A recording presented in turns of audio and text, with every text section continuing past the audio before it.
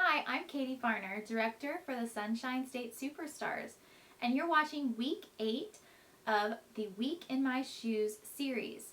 I wanted you guys to all be able to stick your noses in my business and get a behind the scenes look at the kinds of things that I do every week to work my business. So this is Week 8 in our series, so 8 out of 52 videos that you're going to see, and I'm sharing with you what I did for the week of March 15th through March 21st. So let's start with Sunday, March 15th. So we're actually trying to sell our home. So on Sunday we had an open house scheduled for 5 hours. So I had to be out of my house for 5 hours. So my husband and I took the boat out with my parents and had a great Sunday afternoon. That evening at 7 o'clock p.m., after we came back, I had a new team member one-on-one training phone call, getting her started launching her business, working on her list of 100, identifying all of those potential lead opportunities that she had throughout her list of 100, and helping her set up her launch party date and coaching her how to invite people to her launch party. I also make sure in those new team member training phone calls that I let them know about their incentives, specifically Shooting Star, because that's going to be based on their first 15 days. So Monday, March 16th, I had an appointment at 10:45 a.m. at the dermatologist's office, and what's crazy is one of our team members actually works at that dermatologist's office, so I just got to connect with her a little bit while I was there, and I just made a comment to her about how great it is that she works in an office with so many women, and I bet they all must love Scentsy. Just trying to continue that conversation with her because she is a second level team member, so I don't have a lot of one-on-one with her. So I just kind of wanted to see how she was going with utilizing her network at her work. So had that in the morning, and I contacted my party that I booked last weekend. I contacted her regarding her party, asking her how many invitations she would like me to send her, and just coaching her with the best practices for inviting people to her party. So I mailed a basket party to a basket party hostess who also booked her party at the home party that this other lady that I was just mentioning booked at. So I mailed her her basket party, sent that off to her. I froze the testers the night before because it's Florida, it's hot now. So I froze the testers the night before and included one of Scentsy's ice packs that they send with our orders, and mailed that to her, and just included a little note and gave her some reminder instructions and things for doing the basket party. So at 4 o'clock, I met a customer to give her some bulbs that she wanted to order. And at 8 o'clock, I had a phone call with a potential recruit, just getting to know her a little bit, see how Scentsy would be able to benefit her life, discovering her gap, whether it was emotional or financial, that gap, which is the distance from who or where she is today and who or where she wants to be. If we discover that gap, then we more realistically can show them how Scentsy would be able to bridge that gap, whether it was an emotional or a financial need. So I had that great phone call with her at 8 o'clock. And then let's see, Tuesday, March 17th, I sent a challenge to all of my frontline potential recruits who are up for cancellation.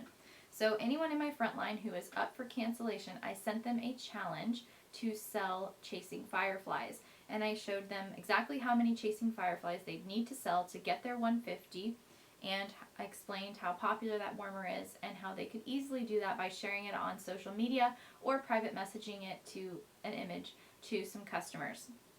So I sent that challenge to all of my frontline potentials up for cancellation. I also texted all of my frontline who were not yet certified to challenge them to promote by the end of the month. And I told them the distance that they had from their current PRV to that 1,000. And I didn't give them an incentive, I just challenged them to certify by the end of the month. I posted a St. Patrick's Day Increase Your Green challenge. So what I challenged my team to do was comment on the image. So I just shared an image that I created using an app on my phone about St. Patrick's Day. And it was something like, who cares about wearing green? Let's make some green.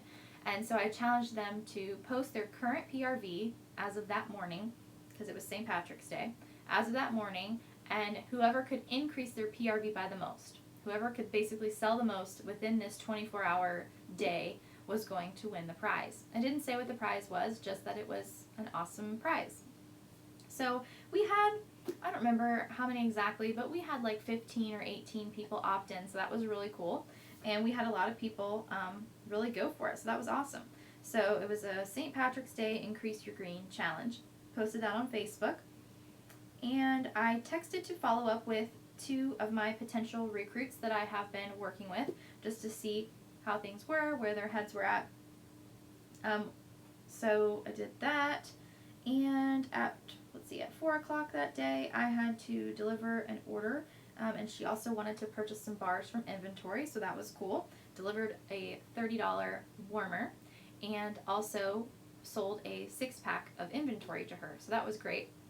And while I was working with her, she actually said to me, I've actually thought about selling this stuff because I love it so much, but, with my 3 kids and I just got my real estate license, it's just not something that makes sense for me right now. And I said, I can totally understand that.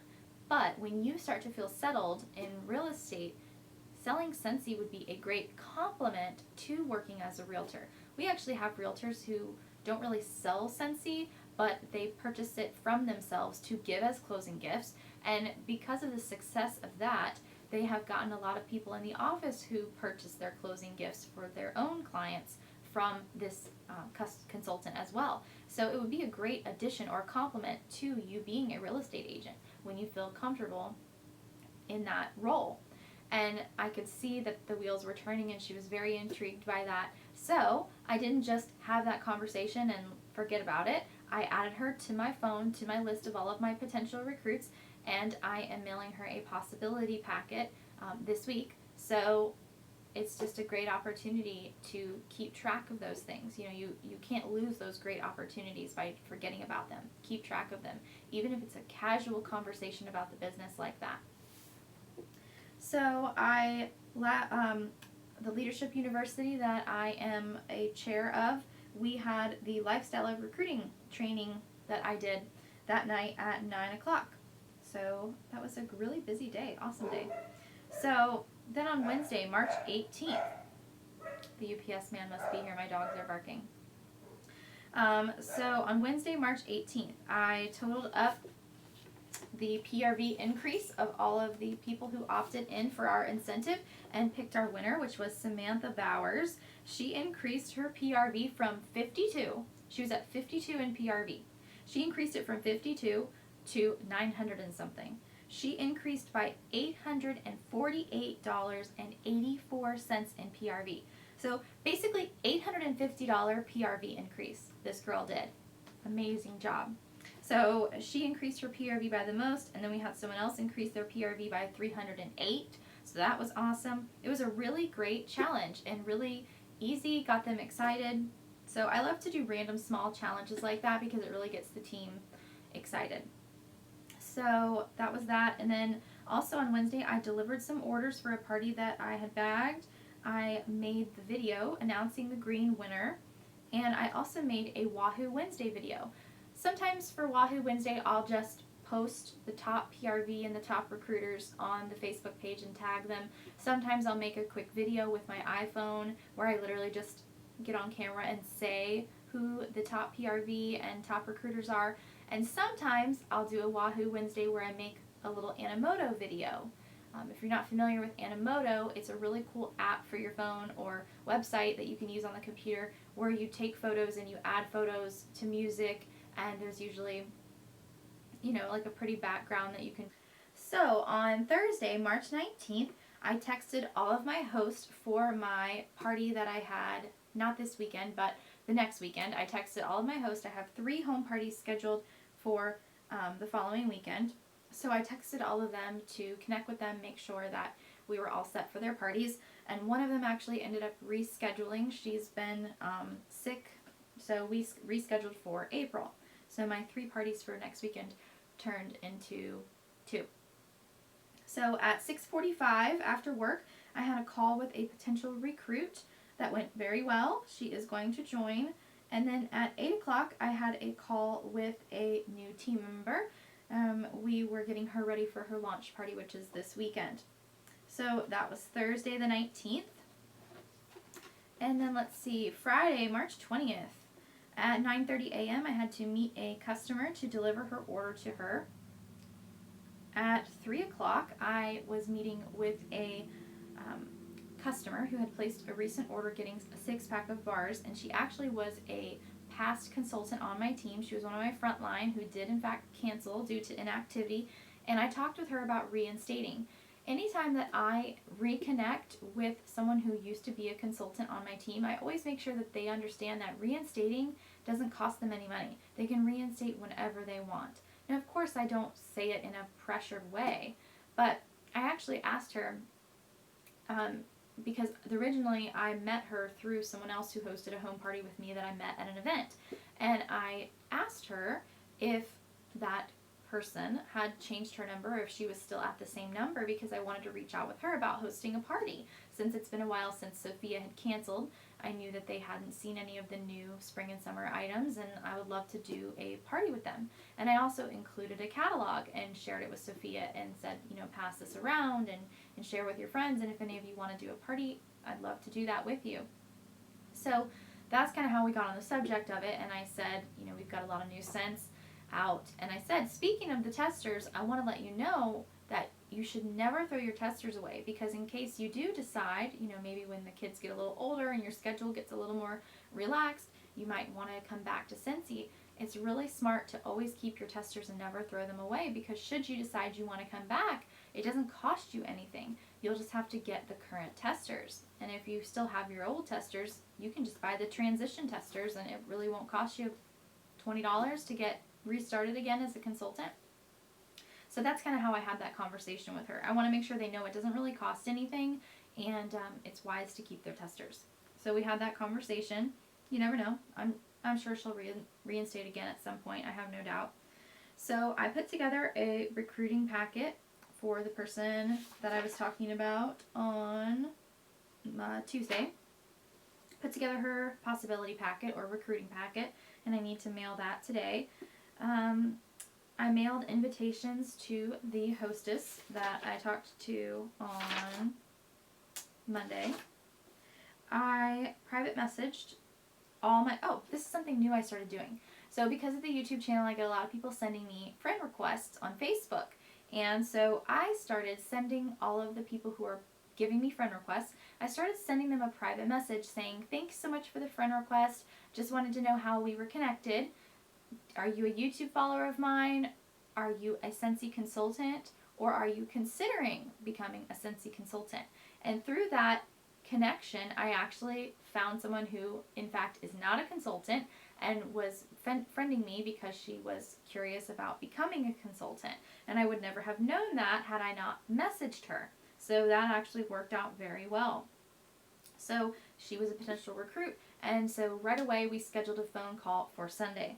Anytime I find out someone is considering joining, the first thing I want to do is have a one-on-one phone call with them or a meetup with them, because I know that when I can talk to them, that is our best case scenario for getting them to join. So always try to have communication one-on-one, either over the phone, Skype, or in person when you have a potential recruit lead. Don't just message with them on Facebook. So I pulled my team. I did a poll on Facebook. You can ask a question on Facebook. So I asked a question in our group, what type of training they'd like to receive for this week's trainings. Each month, our Power Hour and our local gathering are always on the same dates, and they're coming up. This Thursday is our Power Hour online, and next Monday is our local gathering. So I wanted to know what they want to hear training on. So I polled them and gave them a few options, and they adamantly, the majority of them selected recruiting using social media. So that's what our Power Hour this Thursday night, live here on our YouTube channel at 9 p.m. Eastern Standard Time, is going to be all about.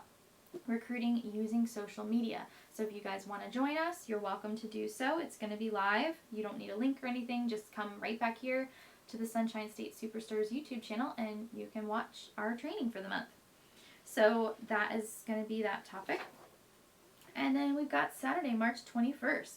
So at 11 that morning, I had to meet with a basket party hostess to collect her basket party. And oh, she was such a joy. She had everything all filled out, all the credit card information.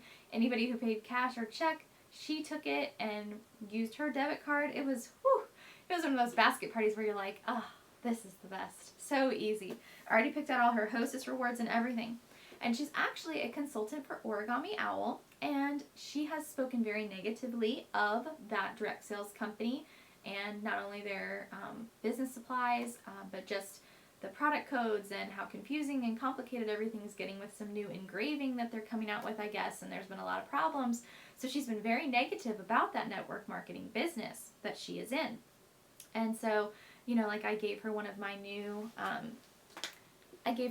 personalized pens, and even that led her to talk about how the Origami Owl pens always break, and it's very apparent that she likes having her own business, but she's maybe not exactly thrilled with Origami Owl. So I just keep being really positive about my business. Not that I'm not anyway, but I just keep sharing my positivity about my business. And she even said that she wants to host another party with me when the next catalog season comes out, and then the next one after that. She's like, I love this stuff. It was easy. So my flags are up. She is definitely a good potential recruit, and I am going to continue consistent positive communication with her. And I have a feeling she's going to be a team member for sure. So I had a home party that day. Crazy. I never have this happen. I had a home party that day at 1 o'clock, and I spoke with that hostess probably 3 weeks ago, and we were good to go on board. She received my catalog and invitations that I sent her for the new stuff right after I got it, and then for the last week I've been trying to contact her. She didn't respond to any of my phone calls, my Facebook messages, my text messages, nothing. Just completely no word. So I'm assuming something happened in her family or something, because this is a third time she's hosted with me. It's not like a first time host. So it was weird. I had a party at 1 o'clock that just completely flaked out. Still haven't heard from her. So that was very crazy. Anyway, so I didn't let that get me down. Instead, I spent that time doing some stuff on the computer. I ran some numbers, was looking at reports, checking on my Essential to Certifieds in my front line, sending them some messages, reconnecting with them, and just looking at those in my front line who were up for a promotion, close to a promotion, reaching out to them, talking to them about their promotion opportunities. So I just used that time to invest in my business in another way. So that is week 8 for A Week in My Shoes. Thank you so much for watching this series, and I really hope it's helping you to see the small steps that you can take every single day to work your business and ensure that you're growing and on your way to the top of our compensation plan. Thanks for watching, and I'll see you guys next time.